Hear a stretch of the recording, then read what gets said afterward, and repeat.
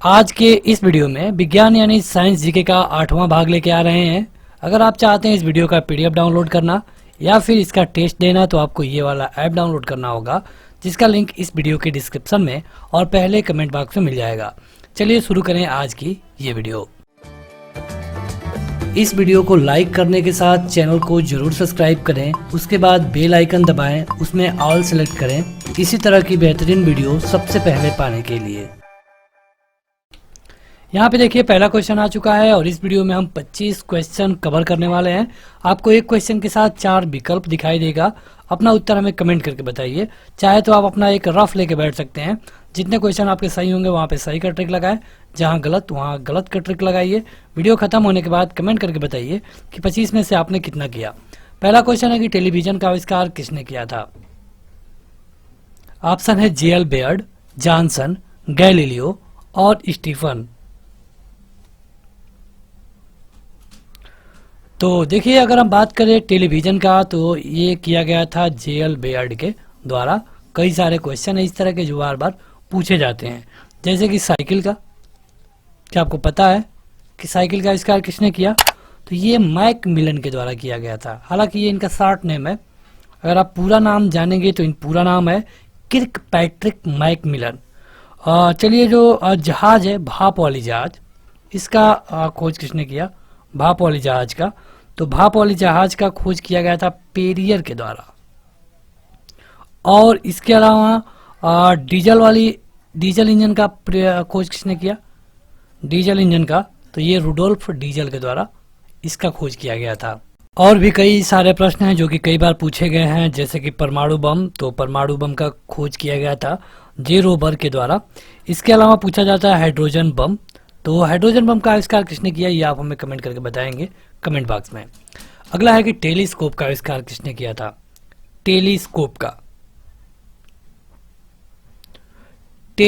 का आविष्कार किया गया था गैलीलियो के द्वारा। रदरफोर्ड ने किसका आविष्कार किया? तो प्रोटॉन का। अगला क्वेश्चन है कि गुरुत्वाकर्षण नियमों के आविष्कारक किसे माना जाता है। मतलब कि इसमें से कौन है जिसने सबसे पहले ग्रेविटी के बारे में बताया। ये बताया कि धरती के अंदर कोई न कोई ऐसा बल है जिससे कि वो किसी वस्तु को खींचता है, तो ये बताया गया था न्यूटन के द्वारा। न्यूटन ने गति का 3 नियम दिए, जिसमें से जो पहला नियम है उसको हम जड़त्व का नियम बोलते हैं, दूसरे नियम को F बराबर ma के नाम से जानते हैं, और तीसरा नियम है क्रिया प्रतिक्रिया का। जड़त्व के नियम में ये होता है कि कोई भी वस्तु अगर रुकी हुई है तो रुकी हुई रहेगी, या फिर गतिमान है तो गतिमान रहेगी, जब तक कि उस पर कोई बाह्य बल लगाकर उसकी अवस्था का परिवर्तन ना किया जाए। दूसरा होता है F बराबर ma, और तीसरा क्रिया प्रतिक्रिया। मतलब कि अगर पानी में तैरना है तो आपको पानी को हाथों से पीछे धक्का देना होगा। गोली चलाने पर बंदूक से गोली आगे जाती है और बंदूक पीछे को धक्का देती है। अगला है कि 1 जूल में कितने कैलोरी होता है। 1 जूल में कितना कैलोरी होता है? तो ये होता है 0.24। अगला क्वेश्चन कि वह उपकरण कौन सा है जिससे समुद्र की गहराई को मापने के लिए ध्वनि तरंग का प्रयोग किया जाता है। मतलब कि कौन है जिसका हम समुद्र में यूज तो करते हैं और उसमें काम होता है ध्वनि की तरंगों का। मतलब उसमें जो हम औजार यूज करते हैं वो ध्वनि की तरंग होती है, इसे हम कहते हैं सोनार। सोनार का प्रयोग कौन करता है ये कई बार पूछा गया है। तो सोनार का प्रयोग जो समुद्र यात्री होते हैं, जो नौवहन करते हैं वो करते हैं, क्योंकि समुद्र में कोई भी चीज़ कहाँ पर है, कितनी दूरी पर है, ये पता हम करते हैं सोनार से। निम्नलिखित में से कौन सा यंत्र प्रत्यावर्ती धारा को एक दिश धारा में परिवर्तित करता है। मतलब को इसका मतलब ये है कि एसी को डीसी में ये किया जाता है अल्टरनेटर के द्वारा। अगला है कि साइक्लोट्रॉन किसको त्वरित करने के लिए प्रयोग में लाया जाता है। साइक्लोट्रॉन, तो इससे हम परमाणु को त्वरित करने के लिए काम में लाते हैं। अगला है कि निम्नलिखित युग्मों में से किन भौतिक राशियों के समान बीमीय सूत्र नहीं है। मतलब कि भौतिक राशियों में अगर आप बीमीय सूत्र की बात करें, जो कि आपको 11th में पढ़ाया जाता है बीमीय इस तरह, तो ये इसमें से किसका किसका समान नहीं है। कई चीज़ों का समान होता है, जैसे कि अगर आप देखेंगे भार और बल का, तो ये समान होता है। तो ये अलग अलग होता है बल और दाब का। अगला है कि एक नदी में चलता हुआ जहाज समुद्र में आता है, तब जहाज के स्तर पे क्या परिवर्तन होगा। मतलब यहाँ पे एक नदी आ रही है, यहाँ पे एक समुद्र है, नदी को जाना है समुद्र में, मतलब ये तो जाती है, इसमें एक जहाज है, जहाज नदी से समुद्र में जा रही है। तो जो जहाज यहाँ पे थी, मान लीजिए ये जहाज है और ये इतना पानी में डूब करके चल रही थी पहले, तो अब जब ये समुद्र में जाएगी तो क्या होगा, कितना ज़्यादा डूबेगी कि और कम डूबेगी, मतलब पानी पे इतना पे आ जाएगा या फिर और डूब जाएगा, यही आपको बताना है। पहले जितना ही रहेगा, थोड़ा नीचे जाएगा या फिर थोड़ा ऊपर आएगा। तो ये जाएगा थोड़ा ऊपर, मतलब कि जब भी वो नदी से समुद्र में जाएगी थोड़ा सा ऊपर होके तैरने लगेगी, कारण घनत्व। अगला है कि एक बीकर में पानी पर बर्फ तैर रही है, तो बर्फ पूर्णतः पिघल जाएगी, तो बीकर में पानी का तल क्या होगा। जैसे कि ये है,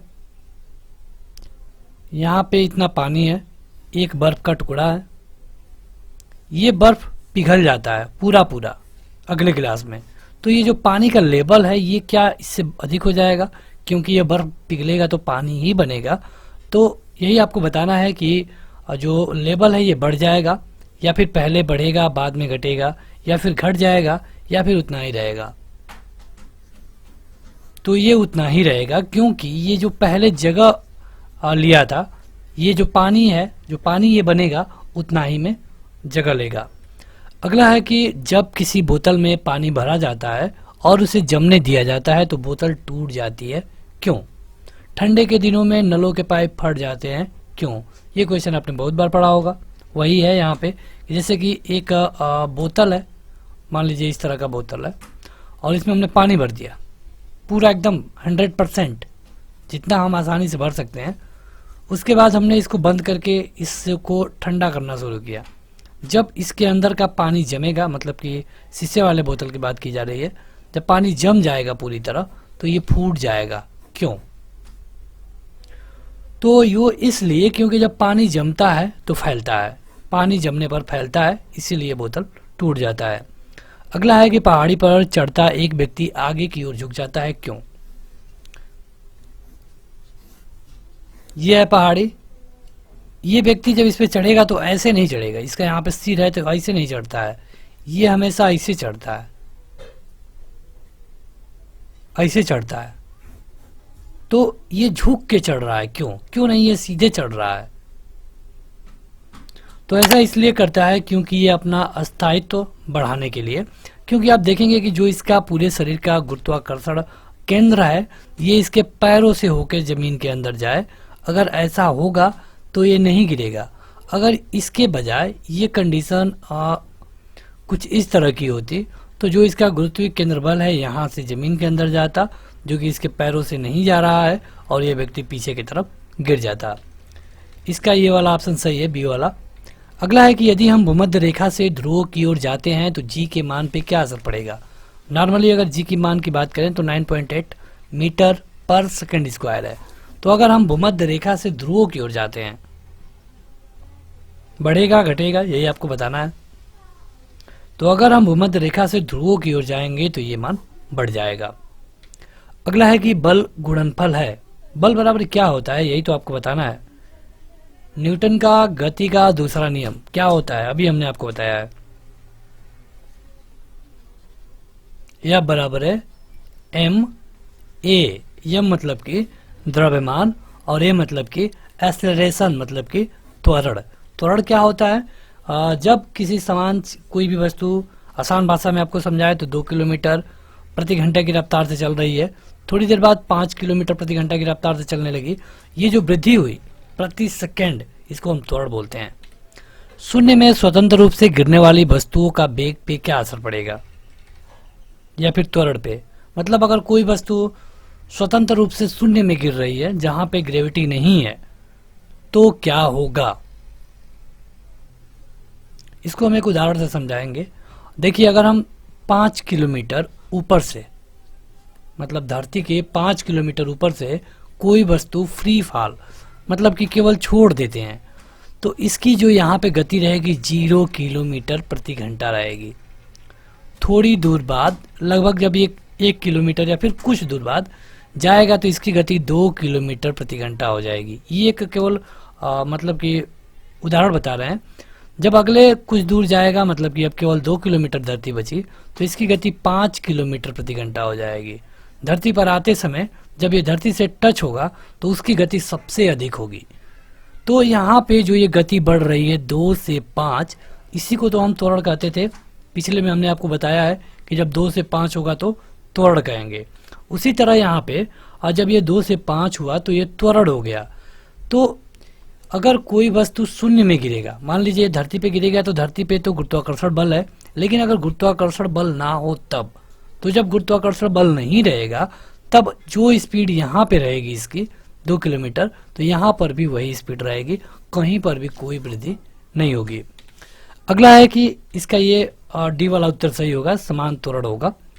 अगला है कि एक लड़की झूले पर बैठी स्थिति में झूला झूल रही है। उस लड़की के खड़े हो जाने पर दोलनों के आवर्तकाल पे क्या असर पड़ेगा? यह है एक झूला और ये है रस्सी, इस पे एक लड़की बैठी है, ठीक है। तो ये जब बैठी है तब तो ये झूला झूल रहा है, लेकिन जब ये लड़की खड़ा हो जाएगी तो इसका जो आवर्तकाल है, मतलब कि एक चक्कर लगाने का जो टाइम है, ये क्या असर पड़ेगा उस पे? तो ये कम हो जाएगा, मतलब कि जो इसकी गति थी ये थोड़ी कम हो जाएगी। अगला है कि यदि किसी वस्तु का वेग दुगना कर दिया जाए तो इनमें से कौन सा ऑप्शन सही होगा? जो लोग अभी तक इस वीडियो को लाइक नहीं किए हैं जरूर लाइक कर दें। अगर आप चाहते हैं पीडीएफ तो ऐप पे जाइए, ऐप में आपको जाकर के पीडीएफ सेक्शन में जीके मिलेगा, वहां जाकर आप इसका पीडीएफ देख सकते हैं। वैसे अगर आप इस वीडियो को अच्छे से देखेंगे तो इस तरह की पीडीएफ की जरूरत ही नहीं पड़ेगी। तो देखिए यहाँ पे कहा गया है कि किसी वस्तु का वेग को दुगुना कर दिया जाए तो समवेग क्या होगा? दोगुना हो जाएगा, ये सही है। गतिज ऊर्जा 4 गुनी हो जाएगी, ये भी सही है। कैसे? देखिए, पहला होता है संवेग बराबर है द्रव्यमान गुणे वेग। तो द्रव्यमान तो सेम है, बस वेग को दुगुना किया गया है, तो संवेग भी दोगुना हो जाएगा, जो कि पहला है, ये सही है। दूसरा है कि गतिज ऊर्जा 4 गुनी हो जाती है। गतिज ऊर्जा का फार्मूला होता है 1/2 mv²। जो भी है इसको 2 गुना कर देना है, यानी कि अब हो जाएगा 1/2 m2v का स्क्वायर, यानी कि हो जाएगा 1/2 v² इंटू 4। इसको इस तरह लिख सकते हैं।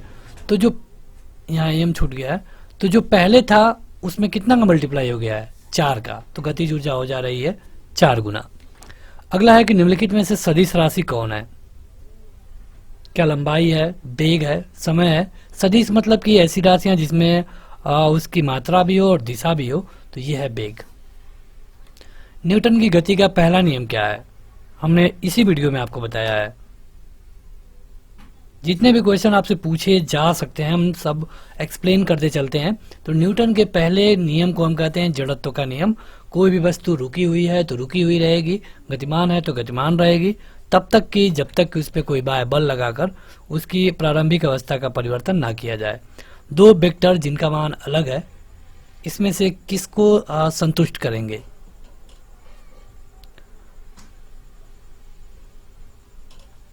देखिए, 2 वेक्टर हैं जिनका मान अलग अलग है। मान लीजिए कि एक है 5 और एक है 4, तो क्या उनकी दिशा अलग अलग होगी? इसके बारे में तो कोई बात ही नहीं की गई है कि दोनों एक यहाँ से इधर होगा, एक यहाँ से इधर होगा, या फिर ये नहीं कहा गया है कि दोनों एक ही में होगा। तो इस दिशा वाले की जो ऑप्शन है इसका कोई मतलब ही नहीं है। अगला है कि उनका परिणाम शून्य होगा। तो देखिए, अगर ये 5 है और ये 4 है, तो अगर अलग अलग होगा तो 5 4 9 हो जाएगा। अगर एक दिशा में होगा या फिर एक होगा तो 5 में से 4 घटेगा तो 1 हो जाएगा। तो कहीं पर भी शून्य नहीं हो रहा है, मतलब एक तरफ 9 हो रहा है, एक तरफ 1 हो रहा है, शून्य नहीं हो रहा है, यानी कि ये भी गलत होगा। उनका परिणाम शून्य नहीं हो सकता। तो यहाँ पे आपने देखा कि शून्य नहीं हो रहा है, कभी अधिक हो रहा है, कभी बिल्कुल कम। तो यही वाला ऑप्शन आपका सही हो जाएगा। बर्फ पर स्केटिंग करना प्रदर्शित करता है कि दाब बढ़ाने पर बर्फ का गलनांक क्या होगा? स्केटिंग करना मतलब कि जो बर्फ पे स्केटिंग की जाती है एक छड़ी के सहारे, तो जब दाब बढ़ाते हैं तो बर्फ का गलनांक घट जाता है। अगला है कि जब कोई नाव नदी से समुद्र में प्रवेश करती है तो क्या होगा।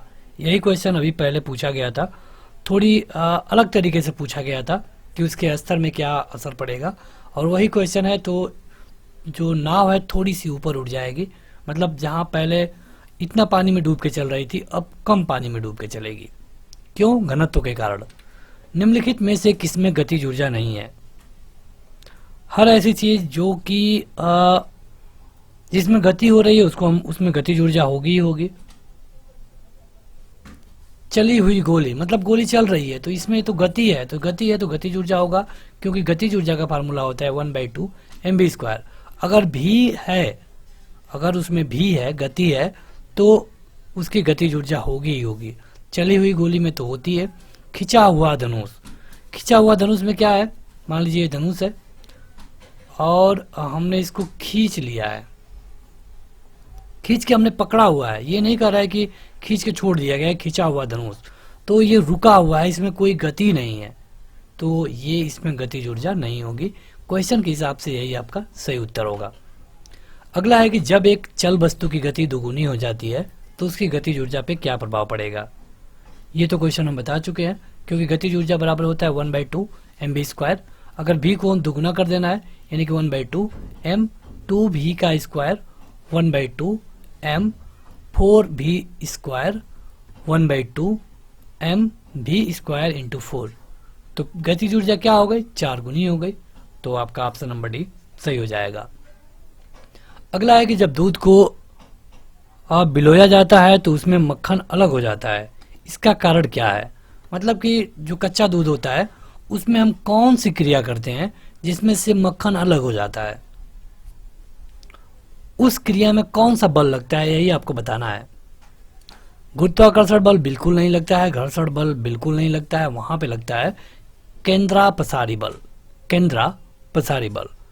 तो बस आज के इस वीडियो में इतना ही। इस वीडियो को लाइक करने के साथ इसे अपने दोस्तों में जरूर शेयर करें। ऐप पर जाकर आप इसका टेस्ट दे सकते हैं, इसका PDF भी डाउनलोड कर पाएंगे। आज के इस वीडियो में इतना ही। Thank you.